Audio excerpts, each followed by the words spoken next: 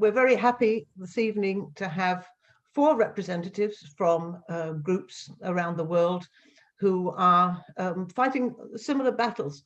I'm going to let me just welcome them all now. First of all, Kat from Sydney, Australia, and Melly from Hamburg in Germany, Shefali from Bangalore in India, and Surgeon from Belgrade in Serbia. And it's just fantastic to see you all. Thanks to everybody at home or wherever you are who's joining us. And over to Kate. Hi, everybody. Welcome to the Gay Spot. I'm just going to spend a minute talking about why it's called the Gay Spot. And it's because we want to pay tribute to the Black lesbian pioneer, Ruth Ellis. We think she's a fantastic role model for all of us. And if you don't know about her, let me explain. Aged 101. Ellis and her lifelong partner, Ceciline Babe Franklin, never ever saw themselves as victims.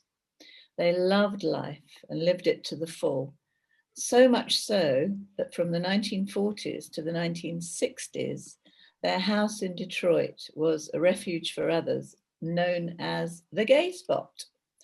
Black same-sex couples were not welcome at white gay bars, and they were not welcome at Black straight venues. So what did they do?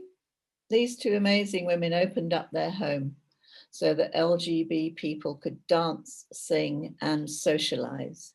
These women, and Stormy DeLavery, Jackie Forster, and so many others inspire me. We don't like victimhood. We want to see lots more happy LGB people out, proud, and powerful, with lots of singing and dancing. Well, so that's about the Gay Spot. And now let me just say a little bit about this evening's webinar. Basically, the subject that we're going to be discussing, it's quite a sad subject. We're going to be talking about homophobia. We'd much rather talk about singing and dancing, but we don't have any choice, since what we're seeing now is, well, we've described it as a tsunami of homophobia, and it's happening all around the world. So on the one hand, we have fundamentalist Christians and Muslims trying to enforce heterosexuality and punishing homosexuality. We see this in countries like Iran, where they have the death penalty, countries like Uganda and Ghana, where people with same-sex sexual orientation are being criminalized and persecuted. And, well, that's one kind of homophobia. But Kate, we're also dealing with a different kind, aren't we? Mm. Yeah, I mean, it's very sad to say, but we're used to that. And we know that millions of dollars are financing some of the anti-gay activities of fundamentalist Christian groups, especially in Africa. But on top of this, we're seeing a modern version of the old homophobia dressed in shiny new clothes. And that's our main subject this evening. It's the promotion of homophobia in disguise. It's hiding behind the drive to bring in gender self-ID, so-called LGBTQ+ inclusive teaching in schools. And worst of all, it's hiding behind bans on what is misrepresented as gender identity conversion therapy. So let's get on with the show. So why don't you introduce the first of our panelists, Kate? Yeah. How about you? Yeah, I'm going to start with Kat. There is a chance that she'll fall asleep any minute because she looks very awake to me. What's the time where you are, Kat? It is 4:06 a.m. in the morning. Okay. Well, this is pretty heroic, isn't it? Yeah. Huge round of applause. Thank you very much, Antipodean. But you're used to this because unfortunately you live in paradise, but you have to put up with your time zone. Can you just kick off? And I hope you've got a big cup of coffee there. Yeah. Good. Excellent. Can you tell us why you're involved in LGB Alliance and briefly what your main concerns are about what's happening in Australia? Okay. Well, why I got into LGB Alliance is, Kate, you asked me. And that might have been, I suppose, I was thinking about why you had asked me. I think it's suppose because about 18 months ago, I started hearing about gender identity and seeing women's rights being attacked. And I started researching it and started making untold memes and things like that. So I work with marginalized youth, and there's some real concerns that I've got around gender identity with kind of youth that I deal with. I deal with autistic kids and bipolar and schizophrenic and, you know, and gay, and I've had trans kids as well. I remember the first time I ran our program, which was 2015, one of the guys, his father had always told him that he should have been a girl. He should have been a girl. What's wrong with him? He was very violent, and he decided to become a trans, you know.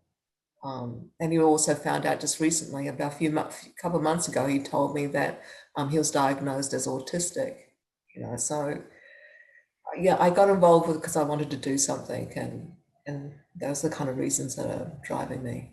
Yeah. And LGB Alliance Australia has developed very quickly. We are getting some comments about the sound quality. So I am going to ask everybody to mute when they're not speaking. I don't know if that will help. And I'm just going to ask James, who's in the background, to see if he can do anything to improve the sound quality. Kat, we'll come back to the main issues that you're facing in Australia. I'll just go to Melly and just ask you the same question. How and why did you get involved with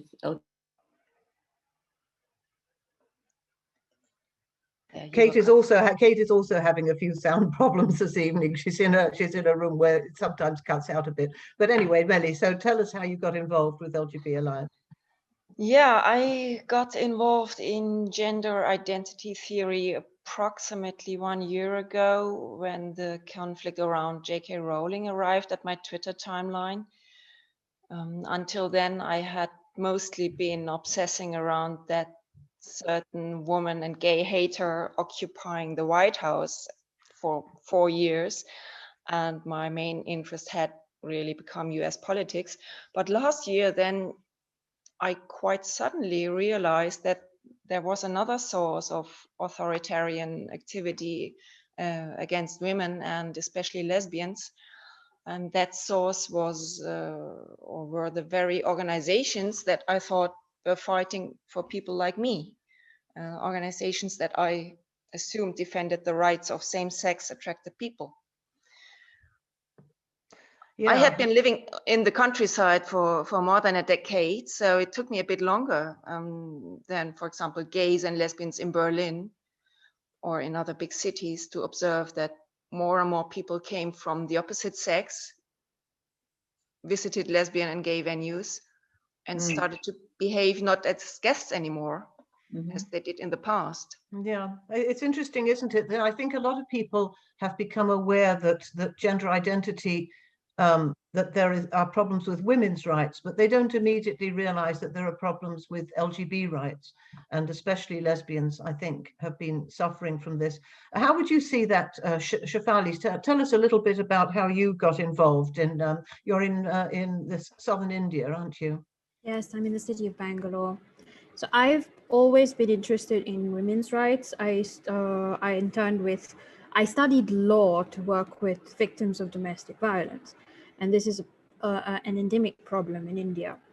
When I came out, I naturally moved from women's rights to the rights of lesbians and lesbian visibility in India. And in online spaces and in live spaces before the pandemic, I noticed what we're all fighting at this point. So that's my story. Yes, right. Okay, Surgeon, tell us a little bit about how you got involved in LGB Alliance. Yes, so my organization is actually called Lesbian and Gay Solidarity Network, and we are based in Belgrade, Serbia. We were founded in September 2020. I was one of the four founders of the organization. Today we have 15 members, and we also have a closed Facebook group where people who are LGBT can join, and they need to agree to our statement. And this group now has 120 members. So we wanted to make a true grassroots organizations of lesbians, gays, and bisexual people. Serbia is a very specific country. I mean, maybe not so specific. Maybe we can find similar examples, but maybe a little bit different than UK or USA in regard of how gender ideology creeps into the system. What was different in Serbia is that there was a strong feminist and leftist scene which recognized that the women are oppressed based on their sex, and that lesbians are gays are attracted, are same-sex attracted, and not the same gender attracted.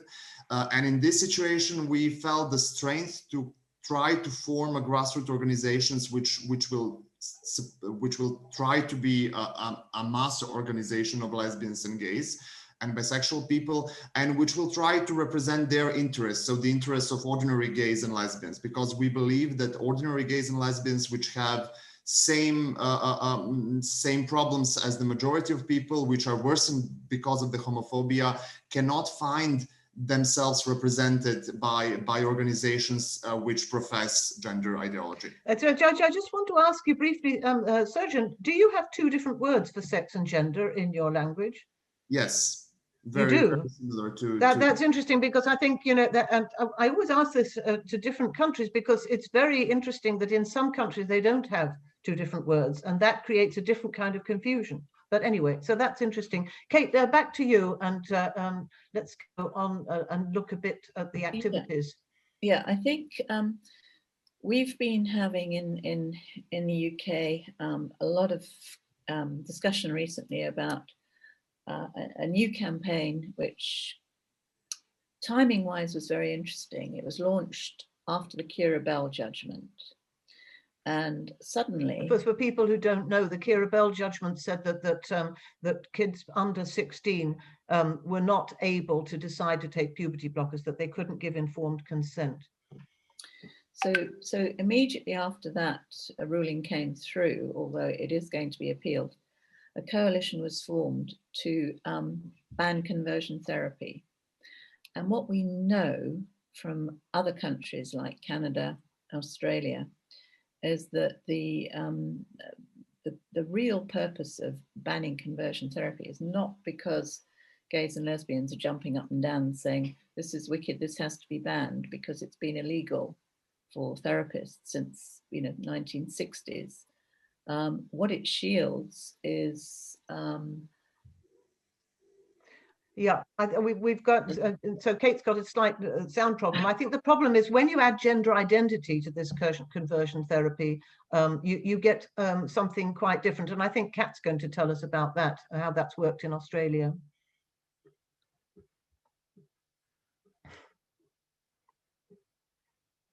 Sorry about that. Yeah, I do want to emphasize, and we had our LGB Alliance meeting last night. I do want to emphasize, we do support bans on conversion therapy for homosexuality. We do. Yeah, so do we, of course. Which is what conversion therapy historically has always meant. But, you know, psychological, physical harm, we've got lots and lots of data on that. But there's no evidence at all that conversion therapy has ever happened for gender identity. And that's what's been tagged on. And we find it very disingenuous because what we've got over here in Australia, the 3 conversion bans that have occurred, the Victoria conversion ban and the bans that are in ACT, which is the Australian Capital Territory state, and also Queensland, all of them are the same in that they're saying, you know, in order to, we need to affirm someone's gender identity, which usually seems to be always binary, like non-conforming children, non-conforming people to their sex. You have body modifications to align with the stereotypical behavior that they seem to be showing that relates to the opposite sex. And that, in a sense, has really come down to be some kind of transing the gay away. But it's also meant, really what we've noticed is that one of our leading organizations, the LGBTI organizations, are sponsored by the large pharmaceutical companies, and they're really performing a kind of the branding for gender affirmation therapy, the promotion of gender identity ideology, training and consulting in all the government services, media services, for not just corporate and government, but in the schools. So I think we've been probably about 2.5 years behind everybody else, but we seem to be sprinting ahead, pushing gender identity ideology all the way through and its impact. Who's pushing it? It's got to the stage, I have to say, it's got to the stage in law, in federal law, we don't even have a definition of male, woman, and man anymore. And in a couple of the acts, it's been removed, even homosexuals. Homosexuals don't exist anymore. It's more gender identity. What do you mean homosexuals don't exist? Well, in law, we don't exist. In law, there is not same-sex orientation. They've completely replaced it with gender identity. And the gender identity definition is just so vague. It's basically, the beginning of it says, gender identity is your gender-related identity. How's that? I've even got the definition here. I'm not going to read it. It's just gobbledygook. But it relates to your attractions or affections or feelings towards the same gender, the other gender, or all genders. You know, it's just meaningless. Wasn't that just in Victoria, or is that nationwide? Well, that was in Victoria, but you're looking at the other states, it's become a kind of a norm across the board that gender identity is that type of definition. Okay. And we have been noticing, so far the other states haven't come on board yet, although there's rumors and rumblings and a request for submission from Tasmania, but they seem to be following a template. Victoria has been the most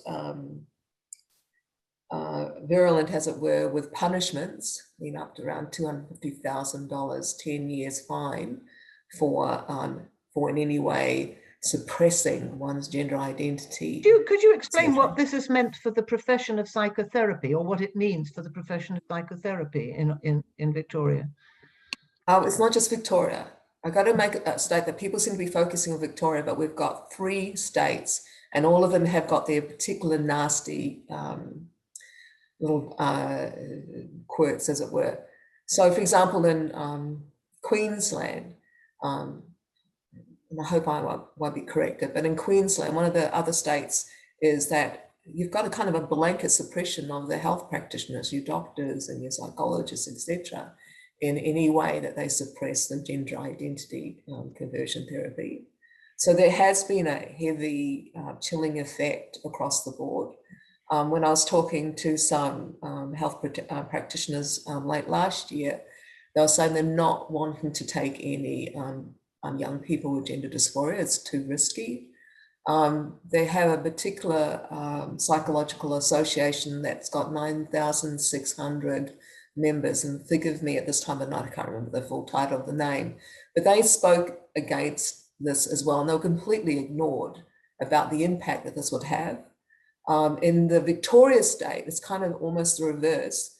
They have a blanket on anyone speaking against conversion therapy as they have it, with a kind of a little bit of exception for the health practitioners. So it's kind of reversed. But that's kind of meant that we're not quite sure how that looks. What does that mean?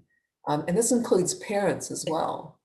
Am I right in saying that the law was passed a few months ago, but it isn't enacted until, is it November this year, or with Queensland and ACT states, they passed it in August 2020, and officially it was supposed to be enacted in March this year. Okay, right. I haven't followed up on that. Okay. With With Victoria, that's to be later this year. Yeah. And we're actually already preparing for the consequences of that, because we have quite an outspoken, high profile member of the LGB Alliance, Holly Lawford-Smith. Yeah. And we're looking to protect her because of a site that she's created, which speaks about the impact of gender identity on spaces, single sex spaces.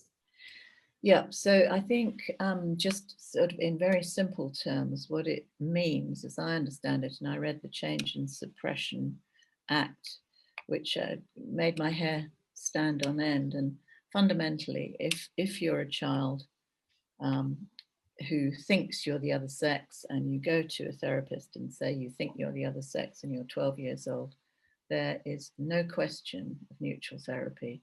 It's 100% affirmation. We're going to come back to you, Kat, because I know there's a couple of other things I want to ask you about a child that was removed from her family in Queensland and a couple of other points. But let me just move on briefly now to Melly. I just want to ask you, first of all, you had a significant and very welcome vote. I think it was last Wednesday. Last Wednesday. On the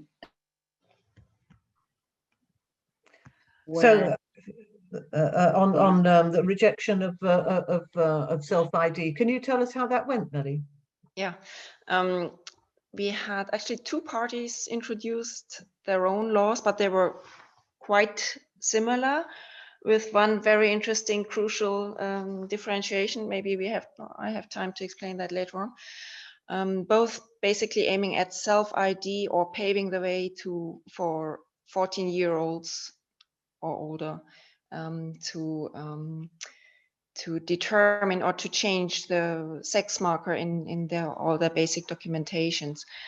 And it was rejected with a large majority. Both were rejected by a large majority.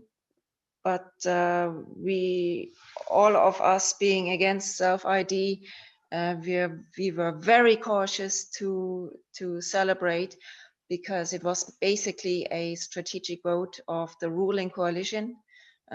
Two parties are in the ruling coalition, the Social Democrats and the Christian Democrats.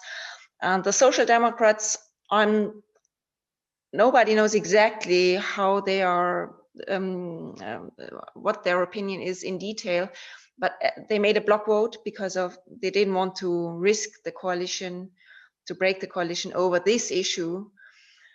But let's say maybe half of them, or probably even more, would have voted in favor of either one or both of these drafts. So if there wasn't this coalition discipline, there would have been a very, very big risk to have now live in self-ID land. Well, what do you think would happen if the Greens were to get into the next coalition? What difference might that make in the balance of power in this respect? Yeah, it'll make a huge difference from my point of view. It then all depends on, will they make a coalition with the CDU? That's a green-black. Is that possible? Yeah, it's not impossible. Yeah, mentality-wise and mathematics-wise, it's not impossible, not at all. And actually, there's even it's in the population. It's a favorable coalition actually. And the other alternative is Green, the Social Democrats, and the Left Party. We call that Green, Red, Red, or Red. Yeah, would that be Green double red? And that's more dangerous coalition for self-ID. Yeah, that will be an easy way to self-ID from my point of view. Yeah. But is there not a growing aware? What does the public think about this? Does the public know much about this? Are the public becoming educated about it? Very slowly, from my point of view. I was very enthusiastic, or we were very enthusiastic, to see some really major media picking up that issue since approximately the beginning of the year, or slightly after that. Slowly but surely, fortunately, newspapers started writing about it. And but when I look around in my everyday life, I live in a small town. Yeah. I live with a lot of straight people. It's they're very, unaware. yeah, it's really difficult. They are really unaware. Yes. It's probably the same as it is for us. It's very difficult to get into the media.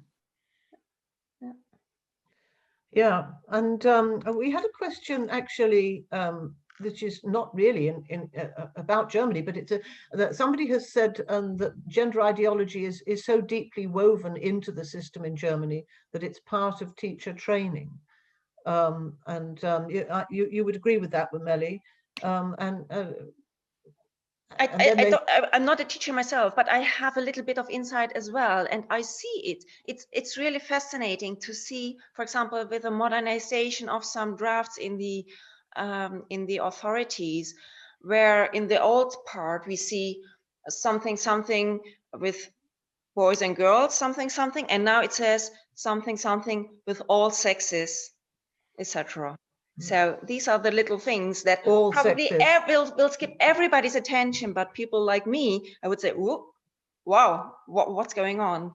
Yeah. It sounds so trivial, but for me, it's a red flag. Yeah, it's gender identity language woven in, as that person said, into the system, and it's going in the regulations, in the Yeah, how is that in Shefali? Is that true in India, that is gender ideology woven into the Indian education system?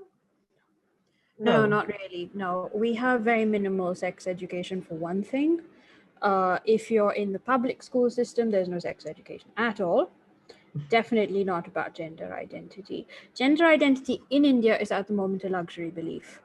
This is young people who have grown up on the internet and who are very influenced by, say, Tumblr, things like that, and who want to be progressive and are going about it slightly the wrong way. You did have some recent developments in terms of efforts to bring in same-sex marriage. Could you tell us about that? Yeah, definitely. So in India, as probably if anyone's listening has been around Indians for any length of time, you know that we're obsessed with marriage. Indian parents are obsessed with marriage, and the moment you finish your education, they're looking for possible matches for you. Now, this leads to terrible things like excessive expenditure. And we spend a lot on our weddings, they last for days.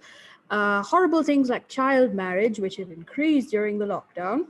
And the problem is Indian parents are then very resistant to anything that's remotely non-conforming in society. So they're against intercaste marriages, so you know about a caste system, which is a very stratified social hierarchy. They are against interreligious marriages, so Hindus and Muslims, Hindus and Christians, and they are absolutely against same-sex marriage. Yeah. So what happens when you have a collision between the traditional Indian society and you have LGB people? So we've already had homosexuality decriminalized in 2018, which is great, a little late, but great. And we recently had in 2021 a bunch of petitions placed before our Supreme Court on marriage equality. The February rulings said that marriage was a social institution and upheaving society would cause havoc. And thus, same-sex marriage was tabled for a while. 3 days ago, we had another set of hearings in which they said, we're in a global pandemic. This is not important. Well, this is true, of course, especially in India, you've had the most appalling But at the same pandemic. time, we do have people who are falling sick, people in long-term stable homosexual relationships, including those which are international ones. So for example, an NR, a non-resident Indian or a foreigner with an Indian living in India, and they are being denied their rights as next of kin. To make decisions for the end of the lives of their partners. And this is a terrible thing. But, well, that's the way it is. Yeah, Kate, you wanted to answer or ask a question? I'm not quite sure. I just we've been asked, because I think that the one of the difficulties with us is that we live, breathe, read, talk about this day in, day out. Shefali, we want to just pause a second to answer the question that somebody's asked in Q&A, which is, could we explain why the denial of biological sex is a problem? So why do we as LGB people, why do we think it's a problem that gender identity is put forward as being more important than biological sex? And if anybody's not clear after I try and explain this, please ask us again, and we will answer all the questions later on. But I thought it was worth just pausing here, because to us this is fundamental. We believe that if you say that sex doesn't matter, sex is not important, sex doesn't exist, you can't understand sex-based oppression, nor can you understand same-sex sexual orientation. So yeah, I'll just I'll take it on from there, because we know, of course, that the oppression of women and girls starts even before they're born. There's girl babies are selectively aborted. There's selective female infanticide. There's child marriage. There are taboos on menstruation. There are and so on, and female genital mutilation, and all these things have to do with biology. They don't have to do with identity. And I think that this is very basic in terms of women's rights. And as soon as you talk about gender, which is an identity, something subjectively determined, then you are abolishing the notion of women's rights. Women's rights just become completely unstuck. But the same applies to, and that I think is very clear to many people, but that same-sex sexual orientation also disappears is perhaps not immediately clear. But we started off precisely because of that. Go on, Kate. Coming back to Shefali, I remember the story that you told us. I think you told us about somebody in the army who wanted to be in a lesbian, she was a lesbian who wanted to live and marry her partner. Because there's no same-sex marriage, she couldn't. Yeah, so what we have in India is there was a landmark judgment in 2014, which essentially enshrined self-ID in case law. And based on that, based on the fact that everyone is who they say they are based on their self-professed gender identity, under the Hindu Marriage Act, which governs one set of marriages in India, the word bride can mean anyone who professes a female gender identity, a feminine gender identity. And the groom can be anyone who professes a male gender identity. As such, while same-sex marriages are not legal in India, same-gender marriages absolutely are, if the two parties concerned are Hindus. That should be noted. And the majority of the Indian population is Hindu. As such, we have seen that transition is not popular, but gaining in popularity means to a stable, legal same-sex relation, especially for lesbians who otherwise don't have that much recourse in law in the event that their parents wish to take up the matter. When you say transition, are you talking about social transition, hormones, or surgical transition? None of those are necessary. Oh, you can have your paperwork. Yes, it's absolutely self-ID based. In point of fact, the current push is to decouple the idea of self-ID and trans identity in and of itself from the notion of hormone surgery or any kind of outward marker. If you say you are a man, then you are a man. Thanks. Well, I mean, we could talk about this for ages, but I'd like to bring Surgeon in, because I know that his group has been active in all sorts of ways recently, and I'd really like to hear what you've been doing. Yeah, so let me just go back a little bit on what you and Kate were saying about the importance of the sex-based oppression of women. I think, and we also had a question in our Q&A about how do we respond to the right-wing attacks on homosexuals. I think that it is really important to understand that the real target of the right wing are women, and that homosexuals need to stand in solidarity with women, and we really need to build this solidarity. Serbia is, for example, one region where you can have these countercultures. So you can be a complete homophobe and still work as a therapist, for example, and practice actually conversion therapy. On the other hand, you can be denied job at university because you are critical of gender ideology. So this is the society that we have in Serbia. Parts of the societies, some niches of the societies are being captured by gender ideology, while it is completely okay to be homophobe, to be nationalist, etc., etc. So turning back to your questions about what do we do about gender identity and how it creeps into the law, we had two actions in Serbia from the point of view of the Lesbian and Gay Solidarity Network. We actually picketed one screening of the film called Little Girl, which depicts transitioning of a 7 or 8-year-old boy into a girl. This was a documentary based on real events in France. So these people were actually filmed, and we picketed the film festival which screened this film. This film festival also presented this film as something which was supposed to be celebrated, as something which was supposed to be seen as a human rights issue, and this is actually a human rights film festival. So you see how they are completely uncritical to these issues, although we are in Serbia and although this is not part of our law. And this action which we performed actually came to a strong resistance from some parts of the social media, which were saying that why are we doing this? Because in Serbia it is not legal to transition until you are of age, until you're 18 years old. However, it is widely known and presented, for example, in public videos on YouTube, that gay people are transitioning in Serbia. They are like minors are transitioning in Serbia. They are getting their hormones illegally. So this is not something which we can just ignore and say, no, this is not happening. This is not present in Serbia. We can just watch films about 8 years old people transitioning, and this is completely okay.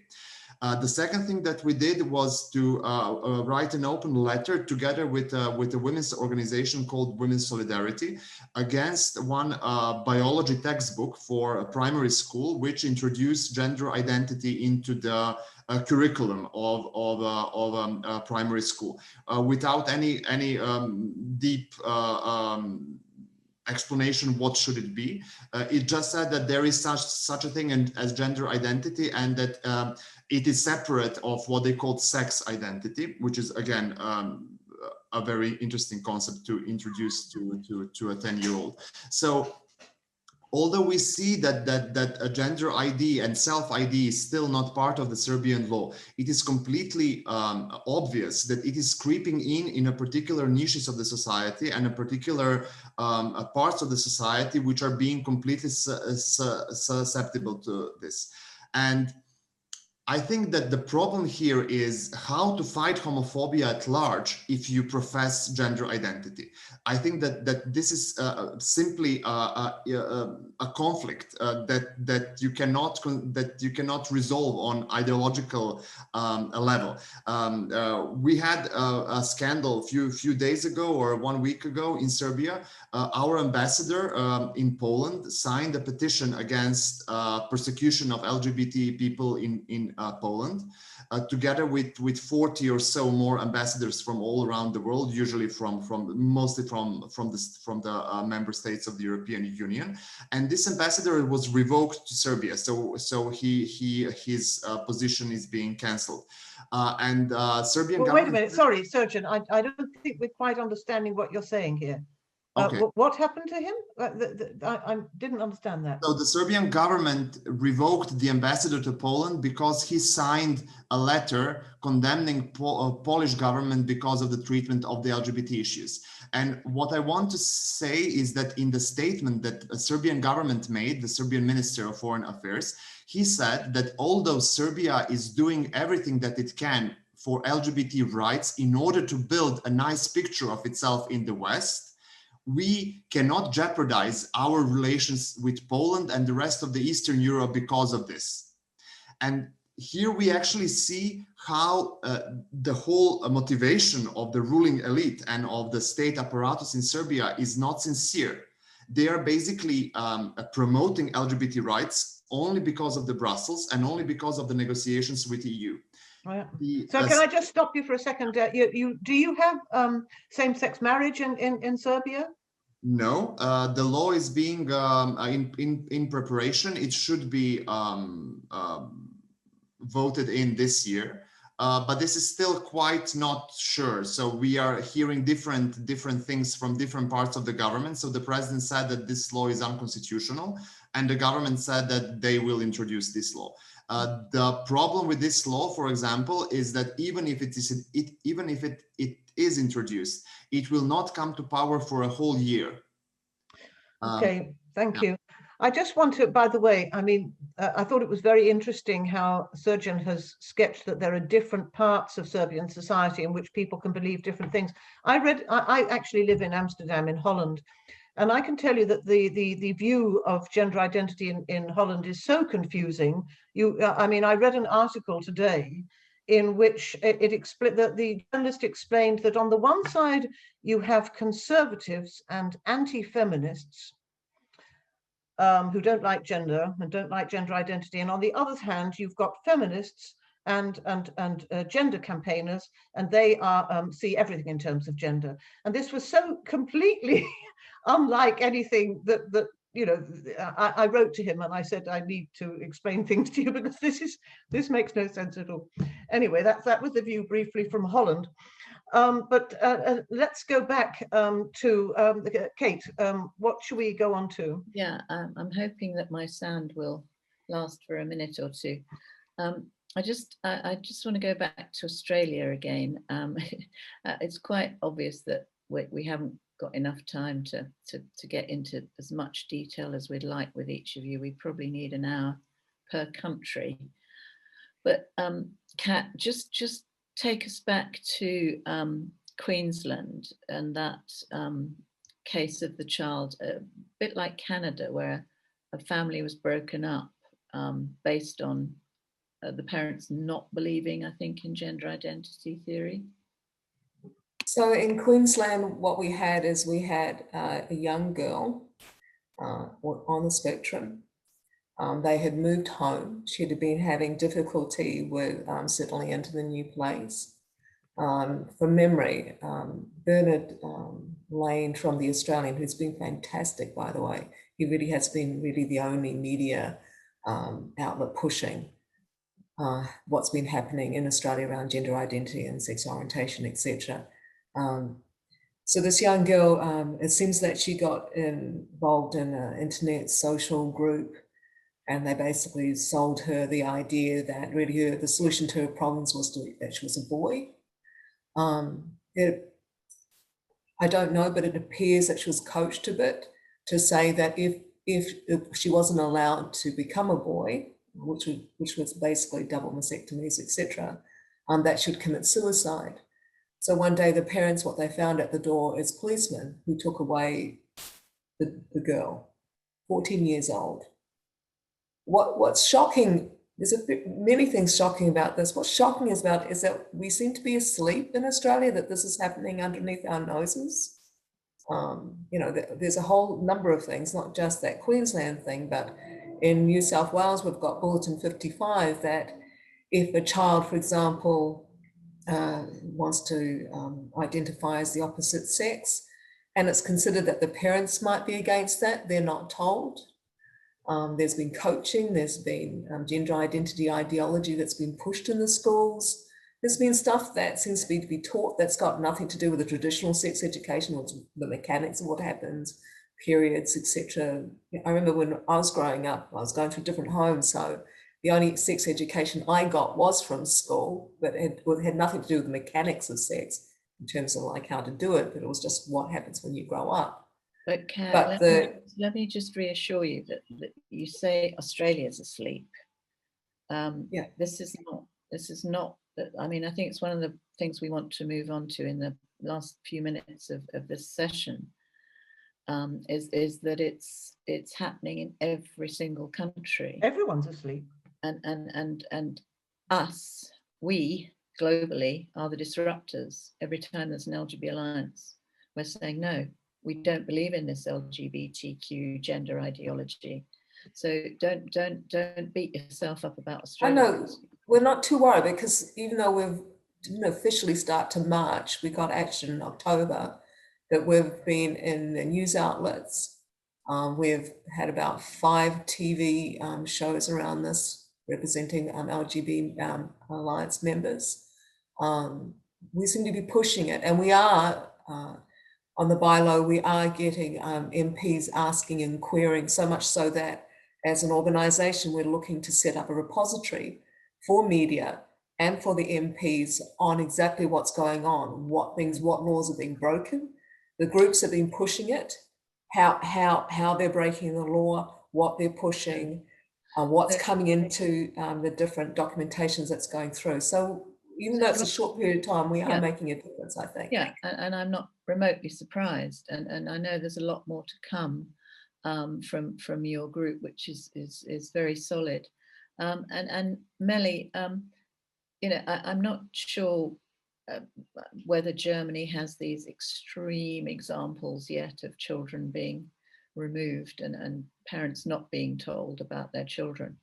But I guess for me, the big thing about Germany is its leadership position in Europe, and how you think you can get more publicity, more media coverage for what you're doing in Germany. Now you've had this massive victory, and you've had the lesbian festival that has managed not only to happen, but also to thrive and to be growing. Well, let's hear something about them. Yeah, tell us something about that. But let's hear something wonderful and positive. With pleasure, with pleasure. It was just wonderful, and it taught me a couple of things. One is these massive attacks that started happening 4 weeks before the meeting. They achieved really the opposite of what they wanted to achieve. They wanted to deplatform the gathering. They wanted to destroy it, basically. They wanted everybody to boycott it. And some organizations, yes, they defunded the gathering. Some politicians, even the some senator from the hosting town who wanted to speak the welcome words, she withdrew her welcoming words or her protection over the more meeting. they attack us, the more. And I can really say it backfired. From my point of view, this all backfired to the attackers, really very clearly, because this was probably one of the largest Lesbian Spring meetings ever. Yes, it's also thanks to the easy accessibility, because it was online this year. It had to be online because of the pandemic. So it was a very low barrier for everybody from all ages to be there. They had more than 500, probably around 550 attendees, massive amounts of donations coming in. And I met so many lesbians who said, I didn't even know it took part, but then this shitstorm broke off, and then I realized, oh, what's going on? And let's buy a ticket and let's go there. So it was beautiful. And maybe it was such a nice opportunity to network, intergenerational networking, international networking.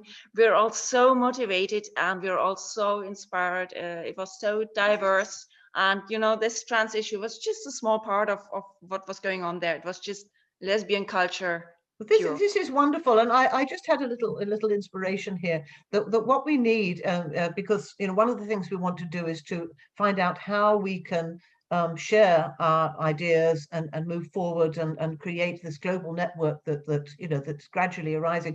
And I thought what we need is a sort of upworthy, a lesbian and gay upworthy bulletin of wonderful stories like this, of great initiatives that people can raise people's hearts a little bit, raise their spirits a little bit, and make us realize actually we're doing okay. We're on the way back. We're doing okay. And Serjan, I want to hear about you had some wonderful initiatives, cultural initiatives, and also that housing. Could you tell me a couple of things, those initiatives you've been doing in Serbia, which are also really fantastic, I think.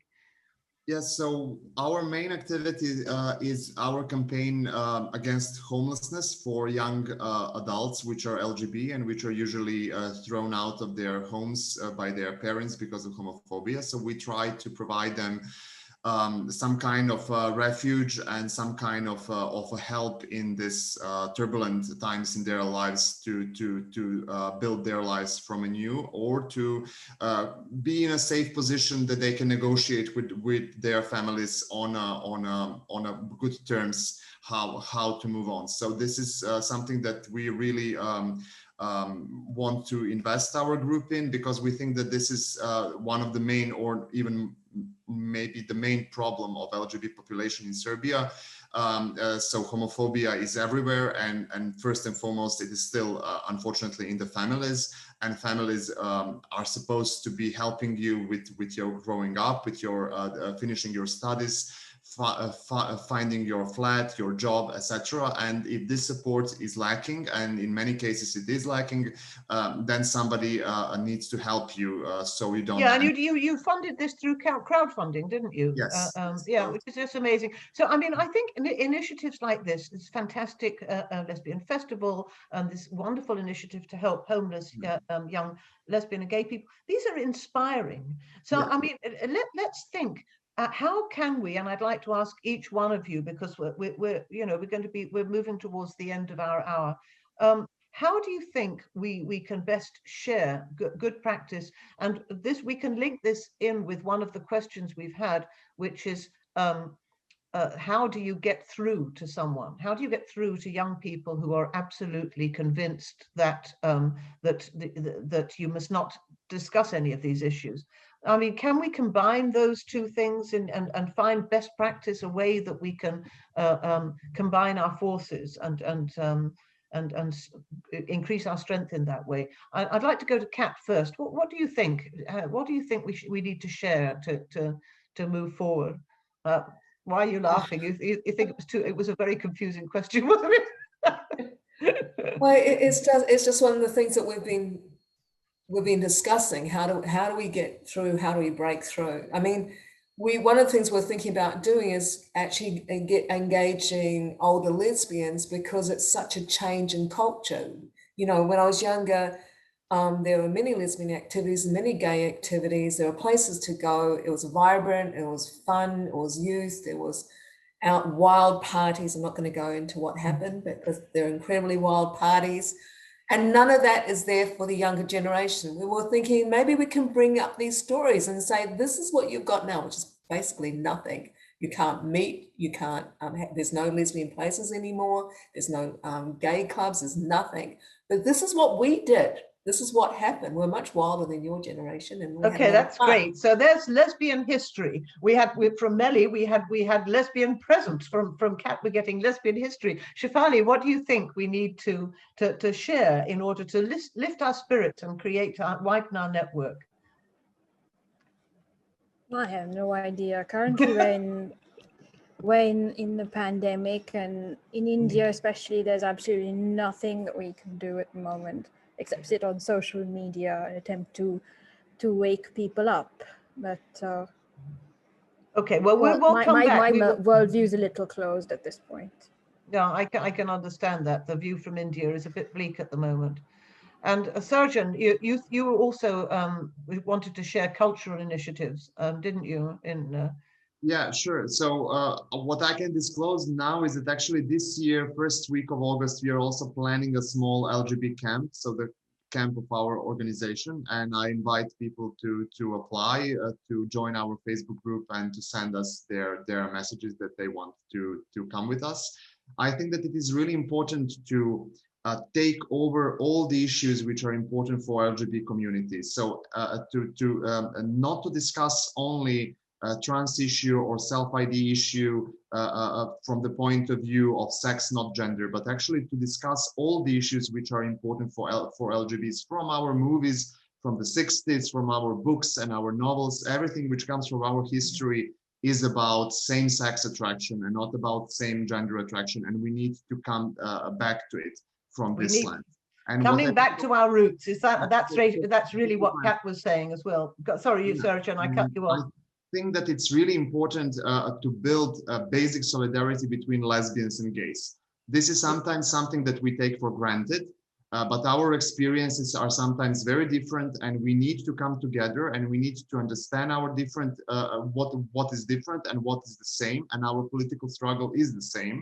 And we need to build solidarity between lesbians and gays. It doesn't come on itself, it needs to be built. I think that's wonderful that you say that, Serjan. And we have noticed really in the last 6 months, year, that there far more gay men have been coming forward and joining LGB Alliance, and are now realizing that we really are under threat as people with same-sex sexual orientation and bisexuals, that the imposition of gender identity is not really compatible with preserving LGBT rights.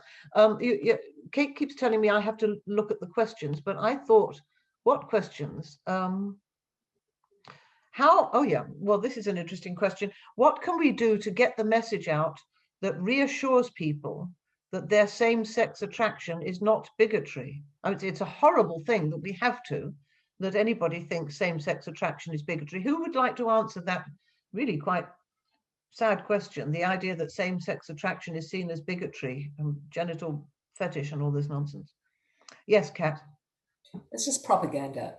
Seriously, that's propaganda. I mean, just basic English definition. Bigotry is where you do not discuss. It's like a closed book. There's no discussion. And on the other side, that's what we continually hear. There is no discussion. That's bigotry. What we've been trying to do continually is to try to engage a discussion, to open up both sides. Over here, for example, ABC just put out another show promoting a doctor who does transgender surgery. I couldn't even bother watching it. I just can't anymore. But there is no discussion on companies like, and then media outlets like ABC and SBS, who actually are sponsors of the LGBTQI Incorporated. ACON, for example, over here. There's no discussion, and that's our biggest push, is that we demand discussion. We demand that you look at both sides. So I think to strongly push back and say, excuse me, that's propaganda. Yeah, I think that's a really powerful message. It's propaganda.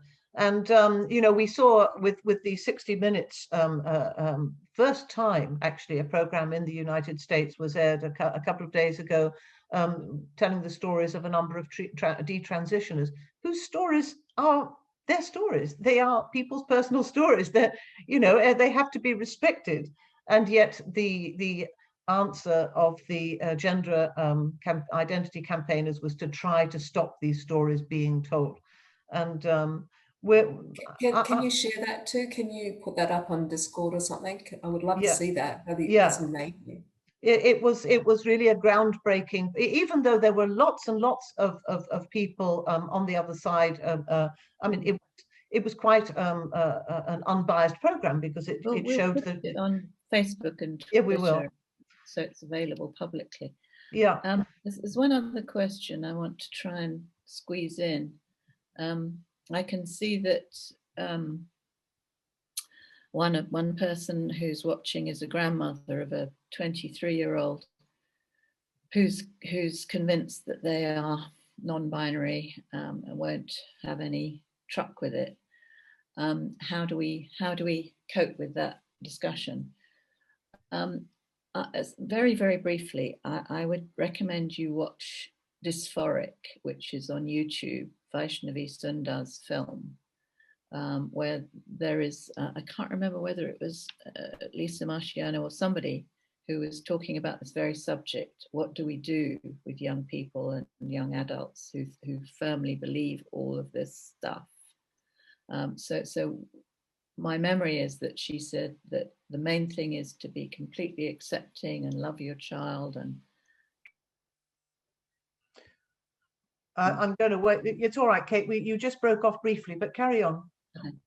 I just, because we're not world experts, I would point you to the world experts in that video available on YouTube called Dysphoric, and every single expert on this subject speaks on that film. Yeah, I think that's a wonderful recommendation, and I would certainly hope that everybody who hasn't yet seen it will look at Vaishnavi Sundar's film documentary. It's a 4-part documentary, but she has interviewed just about every world expert in this field, and it's a stunning achievement and absolutely unmissable. I want to thank everybody. Wait, all right. Oh, I'm not. I was going to round up. I know we're running a little bit over time, but I want to say something very positive, which is that LGB Alliance started in October 2019. It's now May 2021. There are 16 groups worldwide. We have achieved charity status. The tide is turning, and the tide is turning globally, and the tide is turning not just because of us, but because of every single person who has the courage to do what Kat just said, which is to have a dialogue. And that's all we've ever stood for, is let's discuss the ideas. Let's be evidence-based, let's be respectful, and let's challenge the narrative, and let's get full discussion of all these ideas out there. So I want everybody to feel so proud of what each of you and your groups and all the people watching, everybody who's speaking up is part of the global revolution, and we're getting strong. We're getting stronger all the time. It's all good news. It is. On that wonderful note, thank you all. We're proud of you. We're so happy to be part of this, and we hope to see you all again soon. Thank you. Bye-bye.